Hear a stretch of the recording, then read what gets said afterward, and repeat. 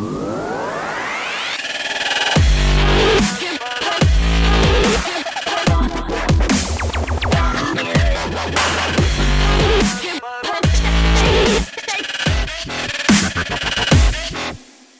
everyone, how's everyone doing?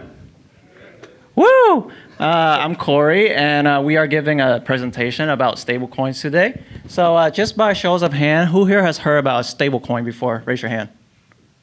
Wow. Oh, okay. Didn't expect that. Much higher than last time. Okay, cool. So let's move to the next slide. Before we proceed, some disclaimer I just want to run over really quick. Most importantly, none of this is investment advice or tax, accounting, legal advice. Everything here is informational and educational, and none of the projects mentioned in this presentation is affiliated with us, okay? So let's start with some introduction. My name is Corey. I'm the co-founder and CEO of Stably. We are a stablecoin startup based here in the Pacific Northwest. We are backed by venture capital, including 500 startups. And I will let David. Sure, and I'm David, CTO. Yeah, my background is software engineering, math, and econ, and the blockchain space was the perfect calling for me, so here I am. Yeah, so before Stably, I forgot to add, I work in banking, investments, financial sector, basically.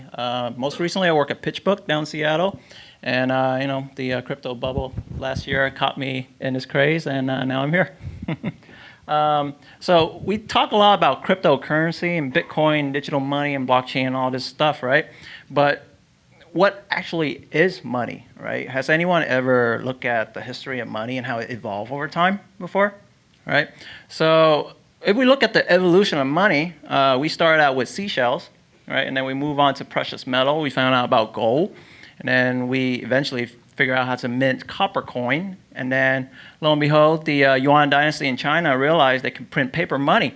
And that people would still accept it for face value. And then eventually we move on to credit cards, electronic money, and most recently, cryptocurrency.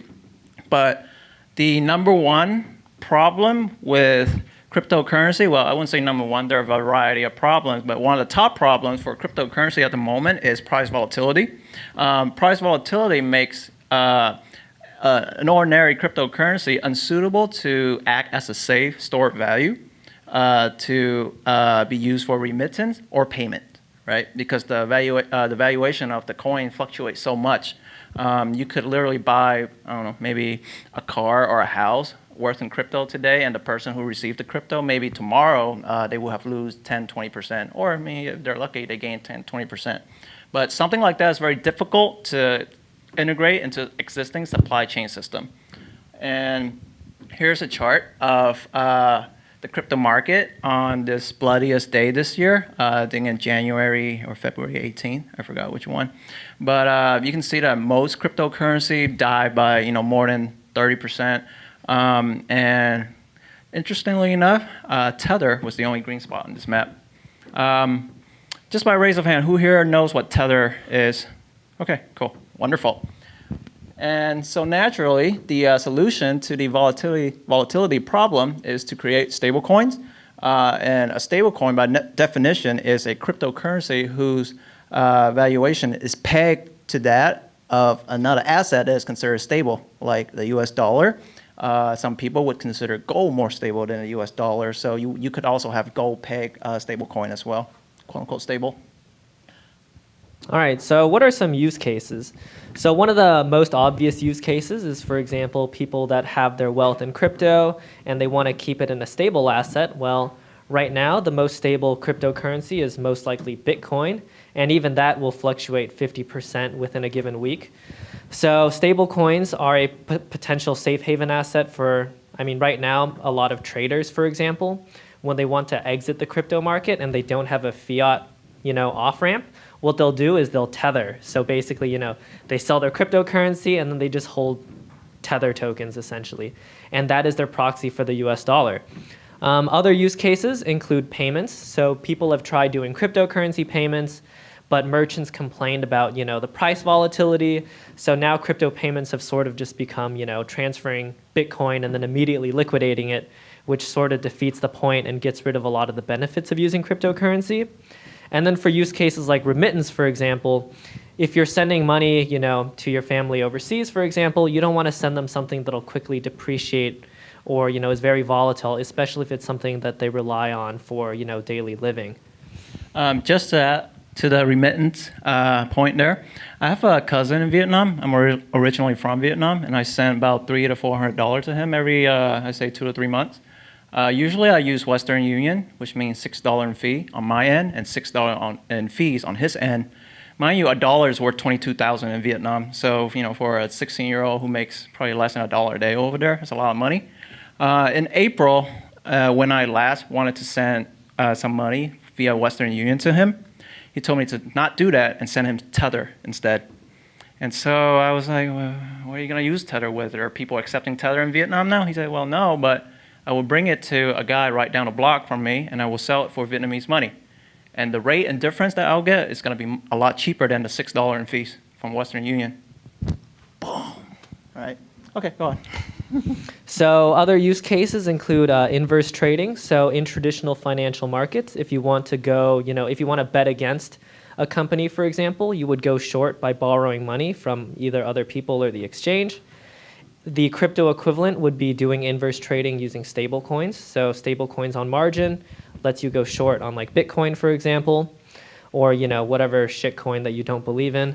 And then another use case is smart escrows. So one of the big things that stable coins are really beneficial for are use cases where you have a lot of time sensitivity. So like, let's say, for example, I need to lock up $10,000 in this escrow contract, but by the time the escrow expires, all of a sudden it's become $1,000, and even if the other person gets paid out, they're not going to be very happy. And then the last use case, and of course probably the most exciting one, is powering dApps. So a lot of these decentralized applications try to mimic what traditional applications do, but one of the big pain points is that you can't receive traditional financial payment methods. Like, you can't plug your credit card into the blockchain and expect it to work. So what a lot of people are doing is they're using stablecoins as a proxy for the US dollar, for example. Here is the current state of the stablecoin market. But first, on the left side, you can see the whole entire cryptocurrency market. I did this chart about 2 weeks ago. So the market capitalization at that point was $225 billion, of which only $2.7 billion, which is only 1.2%, belongs to stablecoins. It's actually less than 2.7 billion, I think, but right around there. And if you actually look at that tiny piece of the stablecoin, 90% of it is dominated by Tether. And I'm not going to make this a show to talk about Tether, so I'm just going to include a little headline right there just to show how much credibility Tether actually has right now in the market. But you can see that there's obviously a lot of room for other competitors to jump into the space and help grow it further. Next slide, please. So let's talk about the different stablecoin types. So obviously, our stablecoin and Tether stablecoins are considered fiat-backed. This is the most simple type of stablecoin you can have. They are a token that is backed and redeemable for exactly $1 US, or 1 yuan or euro or whichever currency that you want. And with these type of tokens, you need a centralized custodian in real life to house the money, to keep the money for you and also let you redeem it. So unfortunately, you cannot achieve full decentralization with this model. You can utilize decentralized technology, but the model itself is not decentralized. The second one, the crypto-backed stablecoins, these are completely decentralized because you don't need any centralized custodian to hold a crypto in reserve for you. But when you try to back a stable coin with a bunch of stuff that's inherently not stable, it can create a lot of problems. So an immediate fix to that problem is simply over collateralization.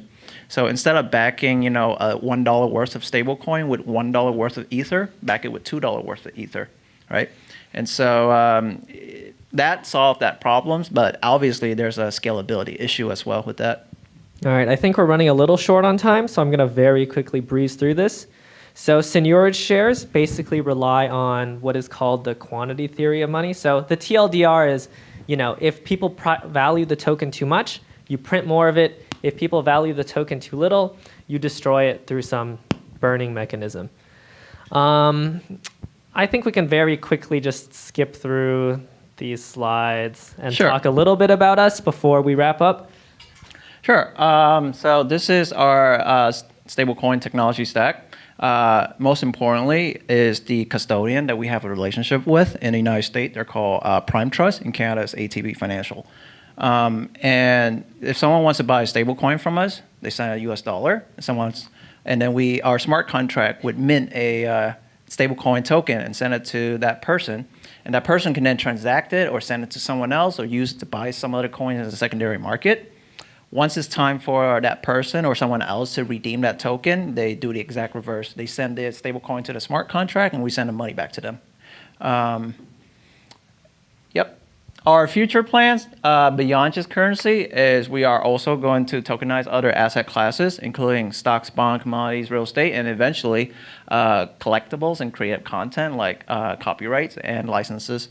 And generally speaking, the idea is very simple. You take a real life asset, you put it into a trust account, and then you use a smart contract to securitize that trust account, and then you create tokens from it, and then you can start trading it.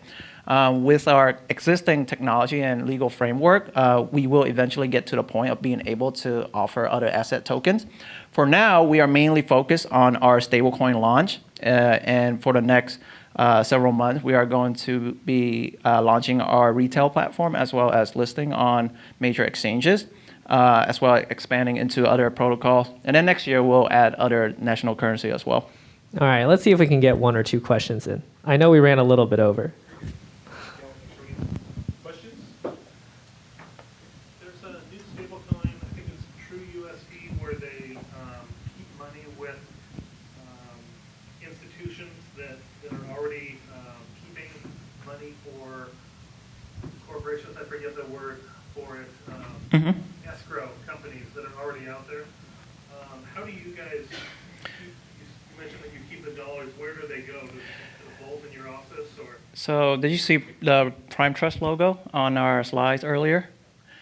That's TrueUSD custodian as well. So we actually use very similar models as well as legal framework and custodians.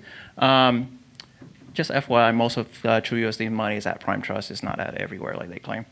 And so I would say what differentiate us from TrueUSD is TrueUSD is only on Ethereum at the moment, I believe. Whereas when we launch, we will launch simultaneously on Ethereum, Stellar, and EOS. Our goal is to be protocol agnostic, so we're not confined on just any single protocol. And most importantly, we don't charge any fees. So like when people buy token from us and redeem from us, 0 fees, period. You might have to pay fees for Prime Trust to wire the money from you, or like your bank charges wire fee to send the money to Prime Trust.